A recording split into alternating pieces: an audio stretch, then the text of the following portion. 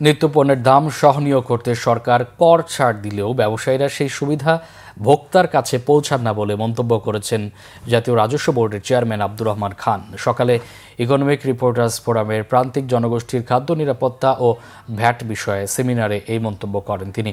অনুষ্ঠানে bread and biscuit অ্যাসোসিয়েশনের সভাপতি শফিকুর রহমান ভূঁইয়া বলেন, খাদ্যে ভ্যাট কোনোভাবেই গ্রহণযোগ্য নয়। এরপরও রাজস্ব আয় বাড়ানোর স্বার্থে সর্বোচ্চ ৩% ভ্যাট হতে পারে।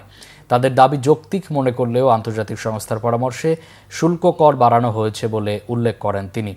এক প্রশ্নের জবাবে তিনি জানান, বুধবার পর্যন্ত ৩.৫ লাখ কোটি টাকা রাজস্ব আয় হয়েছে। জনগণের ওপর চাপ কমানোর চিন্তা থেকে এবার বাজেট ছোট করা হয়েছে বলে জানান এনবিআর চেয়ারম্যান।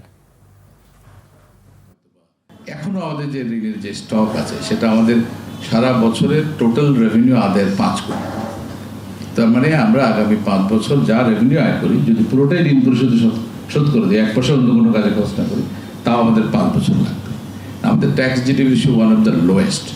আমরা এই যে বললেন বিস্কিটের উপর ট্যাক্স বসানোর পরে আমাদের ট্যাক্স জিডিপি 7.4। এর মানে আমাদের এখানে অনেক রকমের অদক্ষতা আছে, অনেক রকমের পিলফারেজ আছে, আমাদের নিজেদেরই প্রচুর পরিমাণে সমস্যা আছে, যেগুলোর উপর আমরা এখন কাজ শুরু করেছি। আমরা অটোমেশন করছি।